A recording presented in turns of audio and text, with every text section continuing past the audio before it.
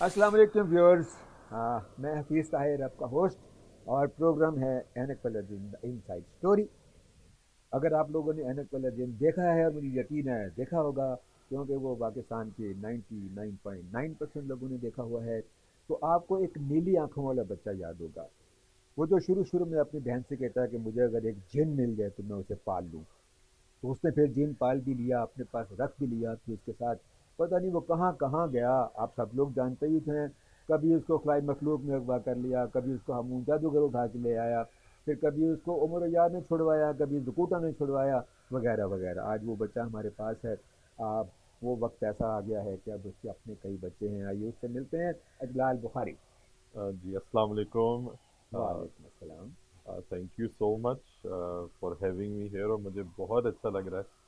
Last time जो मैंने आपको वीडियो भेजी थी वो मुझे उस तरह की फील नहीं आई थी जिस तरह अब आपके सामने बैठ के आपके साथ बातें करने की जो फील है। This is completely different experience भी और बहुत अच्छा लग रहा है। Thank you so much. हाँ नहीं, वो जो मोस्ट वेलकम भाई। तुम आर्टिस्ट हो, और आर्टिस्ट जो होता है बुनियादी तौर पर वो इंटरपर्सनल होता है कि आपस में, इसीलिए थिएटर का मज़ा है ना। कि बिल्कुल। थिएटर पे आप काम करते हैं, उसी वक्त उसकी रिस्पॉन्स। अपलॉफ मिलती है, उसी वक्त लोग हूट कर देते हैं। तो फिर जो आपस में बातचीत करने का मज़ा है, जिसे कोरोना ने बहुत ज़्यादा हैम्पर किया। बिल्कुल। लेकिन कोई नहीं, ये बला है, टल जाएगी, फिर हम वैसे इंशाल्लाह। ही मिलेंगे, जफ्तियाँ डालेंगे, हाथ मिलाएंगे, सब कुछ होगा इंशाल्लाह। इंशाल्लाह। तो बात हम फिर वहीं से शुरू करते हैं। Let's be on record. अगरचे मैंने पहले भी बताया लोगों को, आपने भी कई जगह बताया होगा कि बिल्कुल। आपकी ऐनक वाले दिन में आमद कैसी हुई। आमद ऑब्वियसली एज यू नो कि इनिशियली मौतर कास्ट हुई थी यानी वाले जिन के लिए, क्योंकि मैं तो रिजेक्टेड बच्चा था आपकी तरफ से। लेकिन जब मौतर की कास्टिंग हुई एनक वाले जिन के लिए और फिर उसके बाद उसके भाई का कैरेक्टर करना था और तालिबन आप उस टाइम पे हमारे घर थे जिस टाइम पे आप बैठे हुए थे and I walked into the room और आपने कहा मुझे ऐसा बच्चा चाहिए। तो फिर उन्होंने आप फिर कहा गया कि फिर इसी बच्चे को ले लें। और then obviously rest is history, आपको भी पता है कि उसके बाद ऑडिशन हुआ और पास कर लिया और उसके बाद काम करते रहे, लगातार करते रहे। अच्छा, ये समझ में नहीं आया जैसा कि बाकी भी एक्टरों के साथ हुआ। अगरचे मैं कुछ इसकी रीज़न मैंने एनालाइज तो की है एज ए डायरेक्टर प्रोड्यूसर, लेकिन आप बताएं कि इसकी क्या वजह है कि आपने इतना हिट सीरियल किया और बाद में आपको किसी ने कास्ट नहीं किया। अ, बाकियों की आई थिंक जो आपने एनालाइज किया होगा वो बिल्कुल ठीक किया होगा, लेकिन मेरी जो रही बिकॉज बिकॉज ऑफ एज मैं कहूँगा उस टाइम पे एज इस तरह की थी। तो उसके बाद कुछ ड्रामे मैंने किए आपके साथ ही यानी वाले जिनके फ़ौरन बाद खुफिया जजीरा भी किया। हाँ बिल्कुल। उसके बाद जंजालपुरा भी किया। तो उसके बाद कुछ और प्राइवेट चैनल्स के साथ भी करता रहा, बल्कि लास्ट जो मेरी परफॉर्मेंस रही थी पाकिस्तान टेलीविज़न पे वो एक ईद का स्पेशल शो था। I don't know if you remember, Eid की खुशियाँ के नाम से। वो भी मैंने आपके साथ ही किया बैक। और जो लास्ट सीरियल पाकिस्तान के लिए थी वो प्राइवेट चैनल के लिए वो गुलाम गर्दिश थी, हम्म। जो मैंने की और उसके बाद then I went to England, Pakistan छोड़ दिया। और उसके बाद Aahista Aahista like you know आपका जो एक करियर होता है वो शिफ्ट कर जाता है। तो मेरी उस तरह से नहीं रही कि मैं करना नहीं चाहता था, मैं हम्म। मेरी अवेलेबिलिटी का भी कुछ इशू रहा है। लेकिन उसके बाद जब मैं वापस आया और मैंने कोशिश की कि मैं कुछ करूं, तो तब नहीं हो सका उस तरह से। एंड आई थिंक कि ना उस तरह से डायरेक्टर्स ने वेलकम किया और ना ही उस तरह से कुछ अपॉर्चुनिटी इस तरह की बनी कि मैं दोबारा से इंडस्ट्री में आ सकूँ या दोबारा से कोई काम कर सकूँ। यानी इसका मतलब ये हुआ कि आप एक्सक्लूसिवली मेरे एक्टर साबित हुए। बिल्कुल। 99.5% मेरे साथ काम आपके किया साथ काम किया मैंने। आपने। बिल्कुल actually it's exactly. Amazing to have you, you know you are grown up now and आप खुद बच्चों के बात हैं और जी। माशाल्लाह आप हैवी वेट हो गए हैं। हाँ जी। कहीं आपका हैवी वेट होना और बालों का चले जाना तो आपके कैरियर में रुकावट नहीं बना। अच्छा, ये बड़ी एक इंटरेस्टिंग बात है और मैंने पहले भी एक ये भी एक फैक्टर है, लेकिन व्हेन आई केम बैक उस टाइम पे मैंने वर्कआउट किया था और मैं हम्म। अभी तो फिर दोबारा से I put on weight again. लेकिन मैं वर्कआउट करके आया था। लेकिन हाँ, बालों की जहाँ आपने बात की है, तो अनफॉर्चुनेटली हमारा नॉर्म है हमारे कल्चर का कि जो वो हीरो होना है उसने स्लिम स्मार्ट ही होना है, उसके लंबे बाल होने हैं। तो मैं I am working to break this stereotype as well कि इस तरह के मेरी तरह के भी हीरो हो सकते हैं अगर कोई इस तरह का चांस मिले। लेकिन मेरा अभी जो शिफ्ट है, अगर मुझे एक्टिंग का दोबारा मौका मिलता है तो I am more inclined towards negative characters, जो मेरा लाइक देखिए नवाजुद्दीन सिद्दीकी जिस तरह का एक्टर है जी, इंडिया में, कैरेक्टर एक्टर्स हैं, कैरेक्टर मेथड एक्टर एक्टर्स जैसे हैं, इरफान खान है, बिल्कुल मतलब वो दे आर नॉट जैसे। गुड लुकिंग एक्टर्स नहीं है, लेकिन they are actors, they performers basically. और वही मेरा जो अभी जो टारगेट है वो इसी तरह का है। तो लेट्स सी, अगर कोई अपॉर्चुनिटी आती है तो आई विल बी टेकिंग। और आपके साथ ही अगेन वही आपकी वाली बात है कि 99.9% मैंने आपके साथ ही काम किया, तो जो आपके ही जेरे साया खुशियाँ जो है वो मैंने किया, उसमें हाँ, नेगेटिव कैरेक्टर किया है मैंने। तो बिल्कुल मेरा जो आइडिया है वो यही है कि if I come back on to screen it will be in negative character.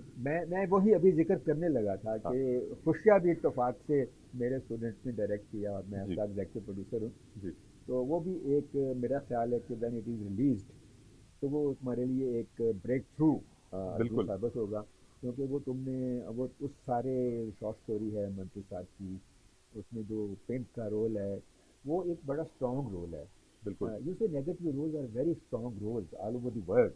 ये अलग बात है कि हम आखिर में उनको हरा देते हैं और शिकस्त दे देते हैं, बट हमारी आम जिंदगी में नेगेटिव रोल जो हैं वो जीत जाते हैं।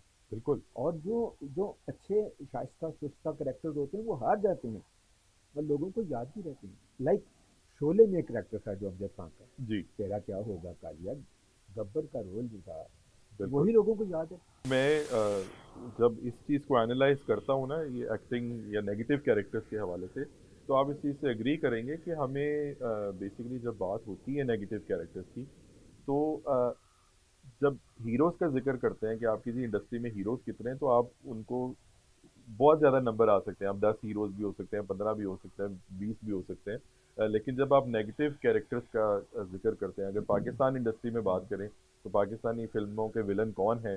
तो आई थिंक कि शफ़क़त ईमा और मुस्तफ़ा कुरैशी के बाद कोई नाम नहीं है। तो या उससे पहले मजर शाह मज़र शाह, और वही ना कि हाँ हुमायूं कुरैशी, बस गिनती के विलन्स आपको मिलेंगे। और उनकी लाइफ हीरो से ज़्यादा होती है। जो विलन्स हैं उनकी एक्टिंग करियर भी जो है और उनकी जो लाइफ है वो हीरो से ज़्यादा है। हाँ नहीं डेफिनेटली देखें उसमें एक्टिंग का मार्जिन ज़्यादा होता है। जी हम वैसे तो हीरो की एक्टिंग का मार्जिन भी ज़्यादा हो सकता है अगर करेक्टर ऐसा हो, डिपेंड हाँ डिपेंड्स। लेकिन विलन जो होता है उसके बहुत सारे वो एक्सप्रेशन उसके मुख्तलिफ हो सकते हैं, रोल मुख्तलिफ हो सकते हैं। वो कभी स्मगलर हो सकता है, कभी वो चोर हो सकता है, कभी वो अफीमी हो सकता है, कभी वो गडासे वाला हो सकता है, मतलब बिल्कुल नूरी नत हो सकता है, कुछ भी हो बिल्कुल सकता है। बिल्कुल एग्जैक्टली और हीरो तो फिर हीरो है ना। हाँ जी। सुल्तान राही को गंडासा पकड़ा के नीचे लगा के खड़ा कर दिया तो कि वो ये हीरो और हीरो। उन जैसा हीरो अभी तक इंडस्ट्री उसको तो में ज़ाया कर पंजाबी दिया, फिल्मों में तो नहीं ज़ाया आया। कर दिया उसको, वो हाँ जी, बहुत बड़ा एक्टर था। बहुत। और मुझे फॉर्चुनेटली फॉर्चुनेट इनफ कि मैंने उनके साथ मूवी में भी काम किया है, सुल्तान राही साहब के साथ। तो nice human being as well. अच्छा, और लंदन जाके बजाय इसके कि अजय तुम कोई वीडियो करते, तो वहाँ जाके आरटी हो गया रेडियो जो की, कहाँ एक वॉइस और माइक का रिश्ता और कहाँ कैमरा, ये क्या? अच्छा, मैं जो है हर फील्ड में जब मैं यहाँ पे भी था, पाकिस्तान में भी था, मैंने हर फील्ड में उस टाइम पे भी यंग एज में भी काम किया। मैंने फिल्म भी की, मॉडलिंग भी की, एक्टिंग भी की, थिएटर भी किया। तो रेडियो जो था, रेडियो पे मैंने ड्रामास किए थे। रेडियो पे एज एन आरजे मेरा एक्सपीरियंस नहीं था।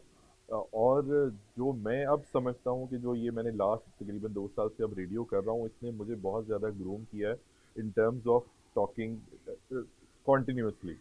पहले मैं कुछ थोड़ा सा शाय किस्म का बंदा था। आप भी जानते हैं कि मैं अगर बात करता हूँ तो 2-3 मिनट के बाद, 5-7 मिनट के बाद मेरी बातें ख़त्म हो जाती हैं। तो रेडियो ने जो मुझे ये चीज़ दी है, ये कॉन्फिडेंस दिया है to talk continuously for hours.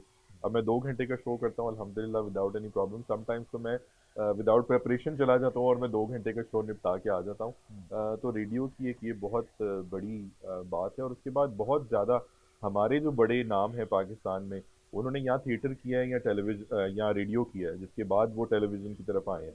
तो एक रेडियो भी आपकी पर्सनल ग्रूमिंग में एज एन एक्टर भी, एज अ परफॉर्मर भी आपकी ग्रूमिंग में बहुत ज़्यादा इंपॉर्टेंट रोल रखता है। ये ज़बरदस्त है। Radio is is is a wonderful thing. Radio पे ख़ास तौर पे अगर आपने ज़ुबान सीखनी है और डायलॉग डिलीवरी सीखनी है तो रेडियो बड़ा अच्छा मीडियम है। बिल्कुल। बिकॉज़ आप रेडियो का तो ये कमाल है कि रेडियो पे आप लोगों को आवाज़ के ज़रिए दिखाते हैं। कन्विंस करते हैं, ये बिल्कुल, दिखाते हैं बिल्कुल, कि आप बोलते हो तो लोग इमेजिन करते हैं कि आप एग्ज़ैक्टली, किधर जा रहे हैं, किधर आ रहे हैं, क्या बात कर रहे हैं, आपका एक्सप्रेशन क्या होगा। तो रेडियो इज़ डिफ़िकल्ट क्योंकि उसमें कन्विंस करना मुश्किल होता है लोगों को। कैमरा इज़ वेरी ईज़ी कि बिल्कुल। कैमरा में आपने खोला और सीन सामने है। तो radio is the wonderful experience. अच्छा ये बताएँ कि ये जो एनएफ वाला जिन के इतने सारे एक्टरों के साथ आपने काम किया, यू नो अजी almost 700 people work in NF वाला जिन इन बिल्कुल। 3 इयर्स। तो किस किस एक्टर के साथ आप बहुत कंफर्टेबल रहे और किसके साथ नहीं रहे? कंफर्टेबल तो आई थिंक सबके साथ ही रहे, बिकॉज एक वो एज भी इस तरह की थी कि आप केयर फ्री, उस मामले में केयर फ्री होते हैं कि आप किसके साथ कंफर्टेबल हो सकते हैं, किसके साथ नहीं हो सकते। तो इन्जॉय सबके साथ किया, सबके साथ बहुत मज़ा आया। जिस तरह आपने अभी जिक्र किया, कभी जिन उठा के ले जाते थे, कभी आमून ले जाता था, कभी कभी खलाई, सामरी जादूगर के दरबार में कभी पहुंच खलाई जाते, मखलूक। कभी खलाई मखलूक उठा के ले जाती थी। तो आई थिंक कि वो सारे जो इवेंट्स हैं उनको एंजॉय किया था फ्रॉम डे वन से लेके लास्ट डे तक। अनफॉर्चुनेटली लास्ट डे वो तो we wanted it to go longer as well, और चल सकता भी था, and there are some so many reasons you know better than I do. लेकिन जो ऑब्वियसली एक बात है कि comfortable I think I was with everyone. और इल्ज़ाम मेरे पे लगते हैं, मैं भी बोल दूंगा कि इल्ज़ाम लगते हैं कि एक स्पेशल बंदा है जिसके साथ मैं बहुत कंफर्टेबल हूँ। बहुत अच्छे, बहुत नाइस। और चार्ली मामू, अब तो वो ऐसे असद भाई मामू, अब तो वो हमारे वाकई पक्के वाले मामू हो गए हुए हैं ना। अब तो हम उनको और उनके साथ वैसे ही इस तरह का रिलेशनशिप है। Is very loving, very caring, और बहुत ज़्यादा उनके साथ मज़ा आता अच्छा एक सिनर्जी होती है ना आदमी की और एक केमिस्ट्री बनती है।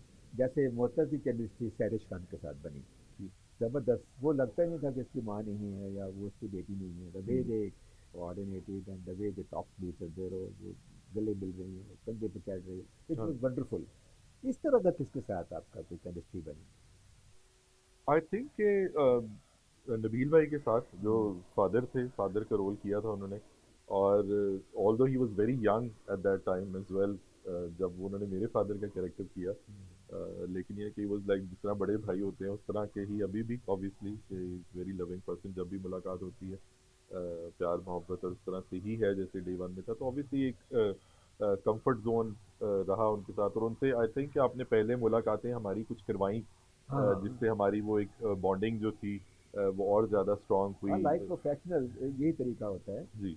यूरोप में जो जब नए नए लोगों को कास्ट करते हैं ना, बिल्कुल मसलन अगर किसी लव ट्रायंगल में कास्ट करना है और मोहब्बत की कहानी है, तो फिर वो उन दो नौजवानों को जो नए कास्ट हुए होते हैं उनको थोड़ी देर के लिए ये सेंड देम ऑन अ जी। टूर एंड की एंजॉय करो, घूमो फिरो, ताकि उनके अंदर एक अंडरस्टैंडिंग और एक एक, एनर्जी पैदा हो और बिल्कुल। उसमें और उसने बहुत ज़्यादा हेल्प किया। और अभी मैं थोड़ी देर पहले ही बात कर रहा था यही कि एनिक वाला जिन जब शुरू हुआ तो उसमें सीनियर आर्टिस्ट बहुत कम थे। हाँ हाँ ये भी आपको क्रेडिट जाता है कि बहुत ज़्यादा नए लोगों के साथ, आई थिंक कि सैरिश खान के अलावा दे वर वेरी फ्यू पीपल जो ऑलरेडी रिनाउंड थे।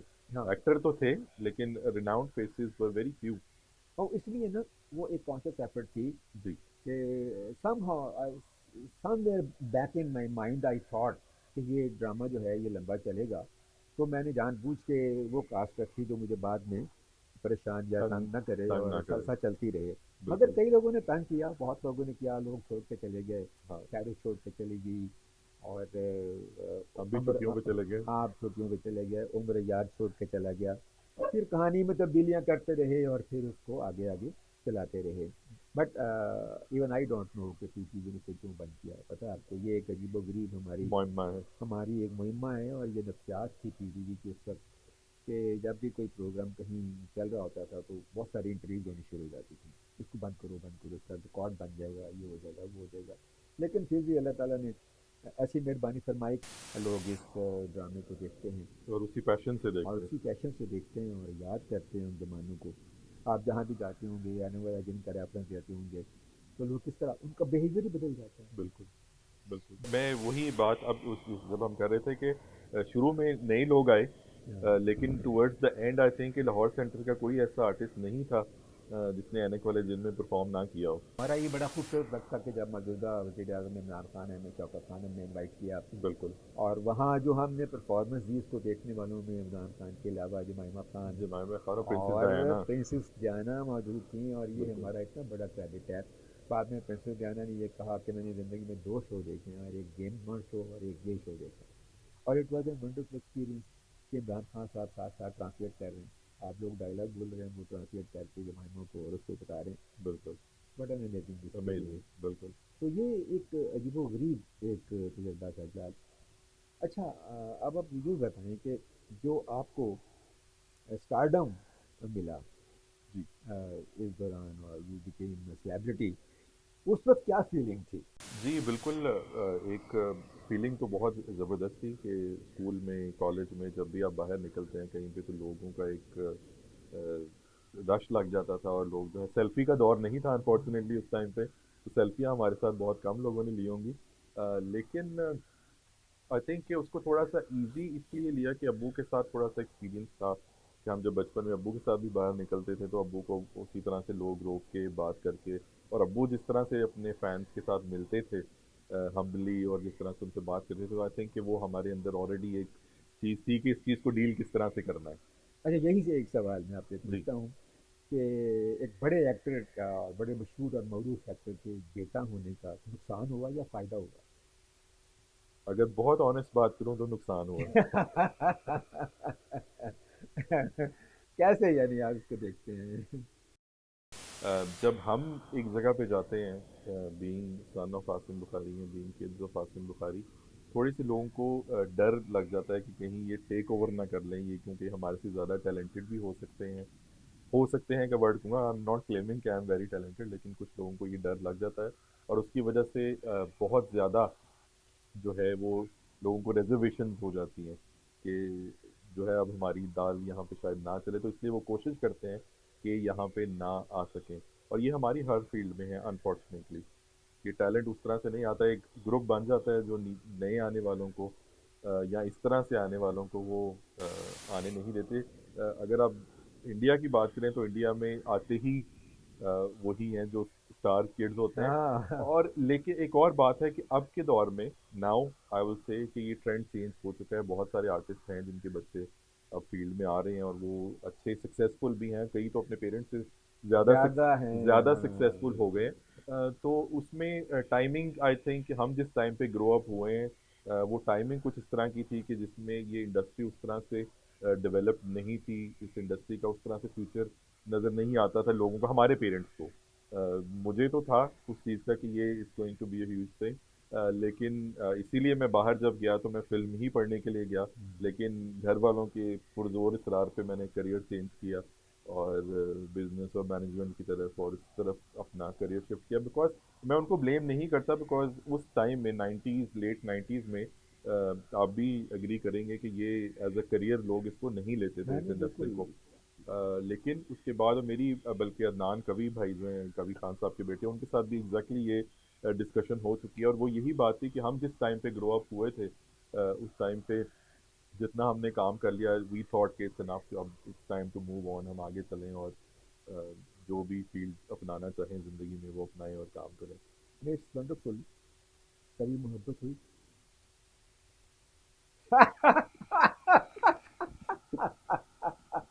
जी जी बिल्कुल हुई।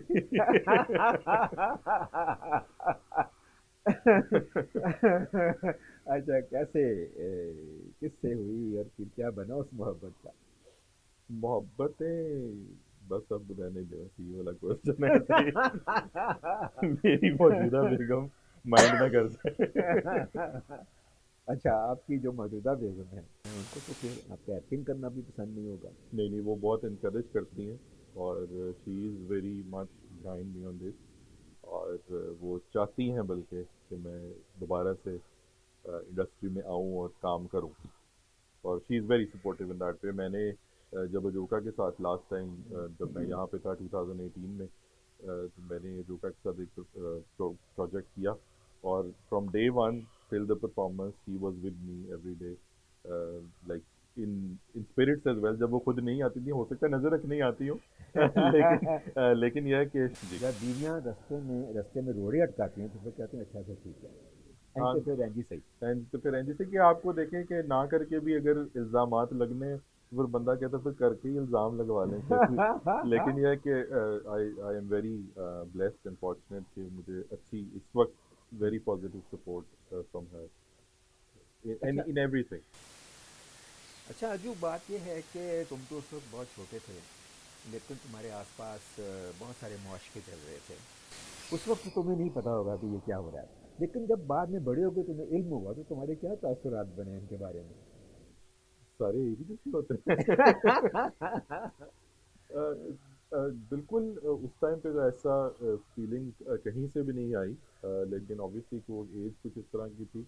पर आई थिंक कि उस दौर में बच्चे जो थे वो बच्चे ही होते थे। हाँ। आजकल के जो बच्चे हैं उनके सामने अगर कुछ ऐसा चल रहा हो तो वो शायद ज़्यादा एडवांस हो, लेकिन हाँ उस तरह से बिल्कुल नहीं नहीं, ना इंफॉर्मेशन उस तरह से पता चली, ना कुछ बातें इस तरह से पता चली। तो ऐसे ही है। ऐसे- क्योंकि उसमें एक मैं इंटरेस्टिंग वाकया एक बताता हूँ, वो एनिक वाला जिन की तो नहीं है, लेकिन उड़ान ड्रामे के लिए हम केन्या गए हुए थे शूटिंग के लिए। तो कुछ मैं नाम अब किसी का नहीं लूँगा कि मैं कुछ आर्टिस्ट बैठे हुए थे और ग्लास पड़े हुए थे, बीच में आइस थी और अ, हो रहा था। मैं जैसे ही कमरे में एंटर हुआ तो एक उनमें से जो आर्टिस्ट थे वो बेचारे थोड़े से घबरा गए अच्छा। कि ये बच्चा आ गया है। तो वो मुझे पेप्सी पी रहे हैं, पेप्सी पी रहे हैं।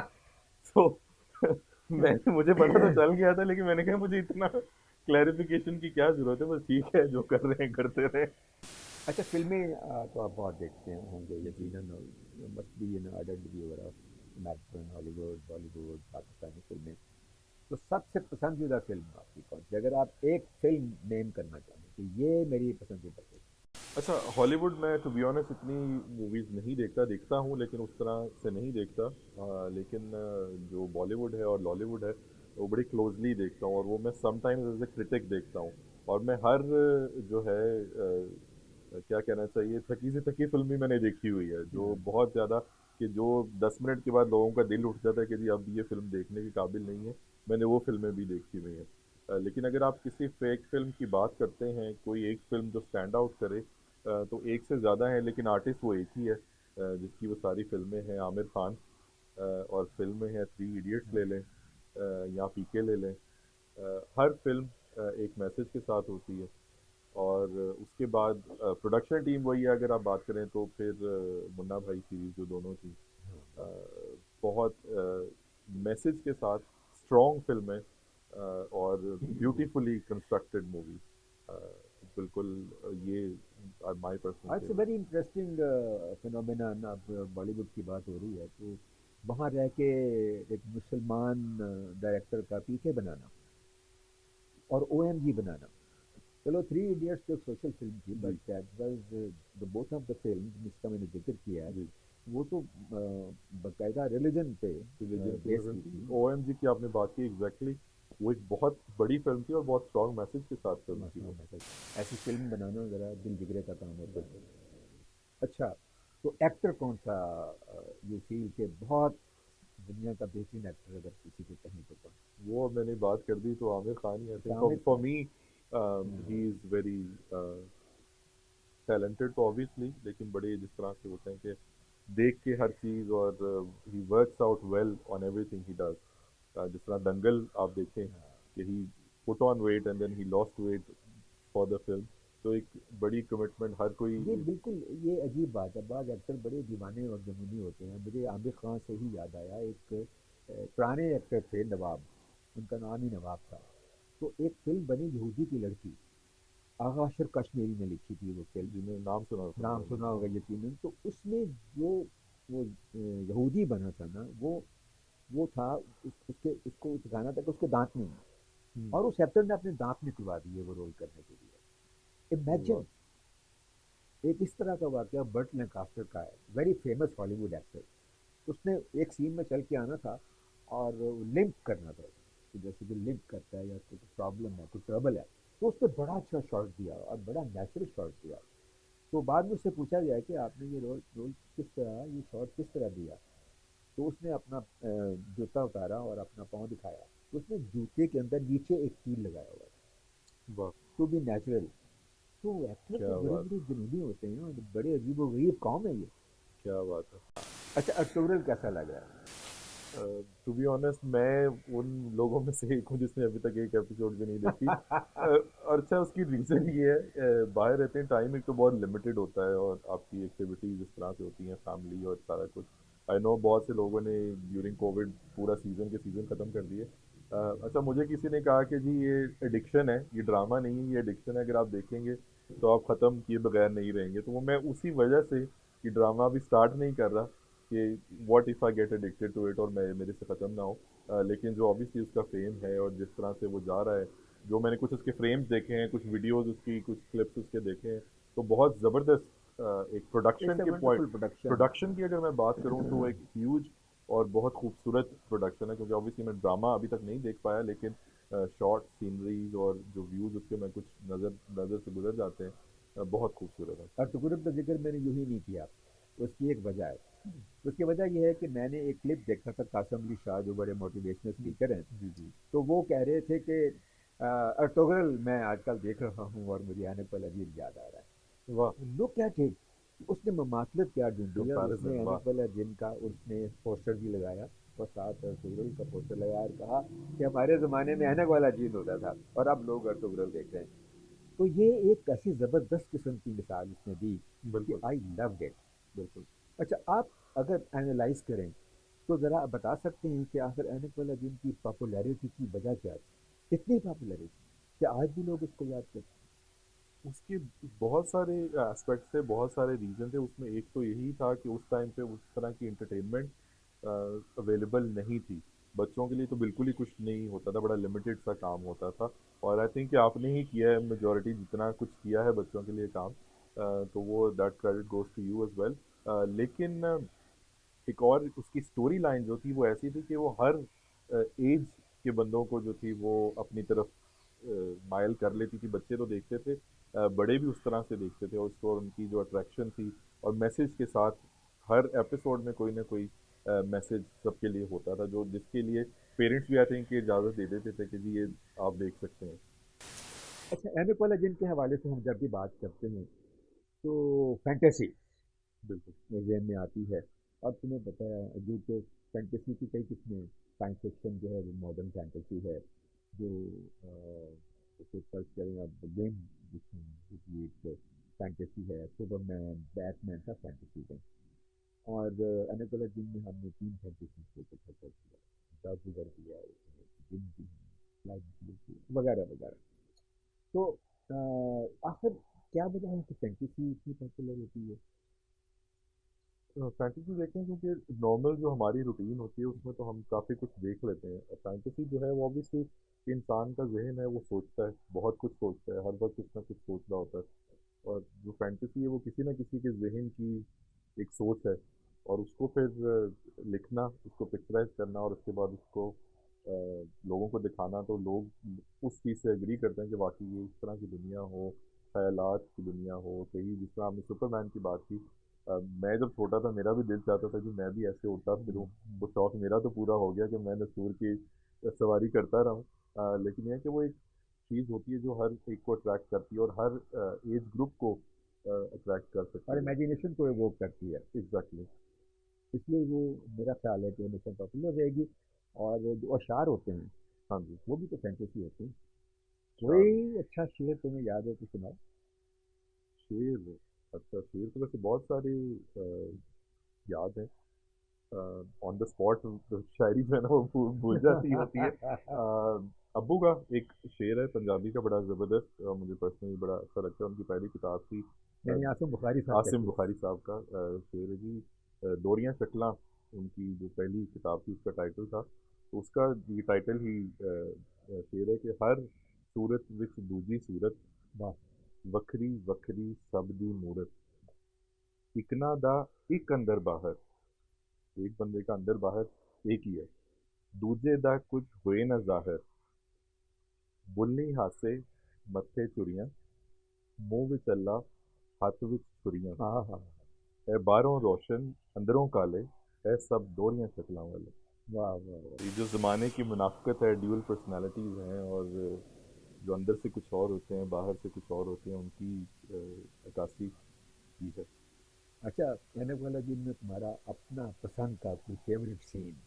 ऐनक वाले जिन में वैसे तो ऑब्वियसली बहुत ज़्यादा मेमोरीज़ हैं, बहुत ज़्यादा सीन है। अब अगर मैं देखता हूँ कोई चीज़, फ्लैशबैक आती है या कोई वीडियो दोबारा नज़र से गुजरती है, उनमें एक वीडियो थी जिसमें हम एक जहाज़ को मैं गायब करता हूँ। ये इधर हमने गालिबन पुराने एयरपोर्ट जो हमारा है उस पे, वाल्टर एयरपोर्ट। वाल्टन एयरपोर्ट पे शूट किया था। तो वो एक मुझे बड़ा इंटरेस्टिंग सीन लगता है, और उसमें बहुत ज़्यादा चीज़ें हैं कि अपने हवाले से बहुत ज़्यादा चीज़ें अच्छी लगती हैं, जिसमें एक तो आइज़ का इतना क्लोजअप मेरे ख्याल से किसी और एपिसोड में या उस तरह से नहीं आया, तो आप वो जब देखते हैं, वो वाला सीन देखते हैं, तो वो आंखों का इतना क्लोज मिस की जाती है, और उसके बाद दूसरी चीज़ें जो हैं वो ये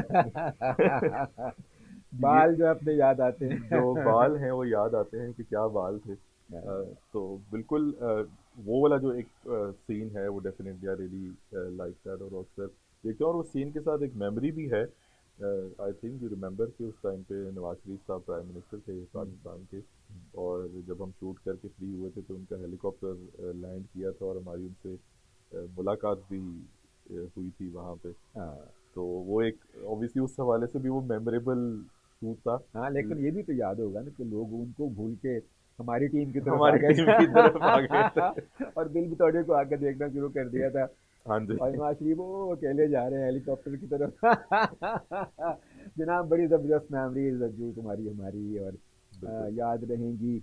और इंशाल्लाह अल्लाह खैर करे, आप इंशाल्लाह। जिएं, आप कुछ और करें, हम मिल के आगे कुछ प्रोजेक्ट्स करेंगे, और उसमें मंटू साहब का ड्रामा बनाएंगे, उनकी एक शॉर्ट फिल्म हम बनाएंगे मिल के। उसमें आप इंशाल्लाह। मेन रोल करेंगे, मैं आपको अभी से बता रहा हूँ। अभी ज़बरदस्त। हम आपकी खुशियाँ भी रिलीज़ करने वाले हैं। वो बिल्कुल। भी लोग देखेंगे और फिर वो राय देंगे कि कौन सा वाला जो अच्छा था, आने वाला जिन वाला, या खुशियों वाला, या खुशी किसी है, मतलब आने कि वाली अभी भी स्किल्स फिल्म वाला। मौजूद हैं कि स्किल जंग मौजूद लग हैं सकें। या कहीं चली गई हैं। तो नाजरीन, आप मिले हमारे नीली आंखों वाले एक्टर से, जिसकी आंखों का नीला रंग तो बिल्कुल सलामत है। ये अलग बात है कि उसको ऐनक लग गई है और सर से बाल गायब हो जाए, लेकिन कोई बात नहीं, कोई बात नहीं। ऐसा होता है, वक्त एक ऐसी चीज़ है जो कभी नहीं रुक सकता, और वक्त के असरात पे भी काबू नहीं पाया जा सकता। तो इंशाल्लाह अगले प्रोग्राम में हम मिलेंगे आपके साथ एक नए ऐनक वाला जिन के एक्टर के साथ। वो कौन होगा अभी मैं आपको नहीं बताऊंगा। Keep on watching my channel, subscribe करें और बेल आइकॉन को आराम से टच करें, ताकि आपको नोटिफिकेशन मिलते रहें। खुदा हाफिज़।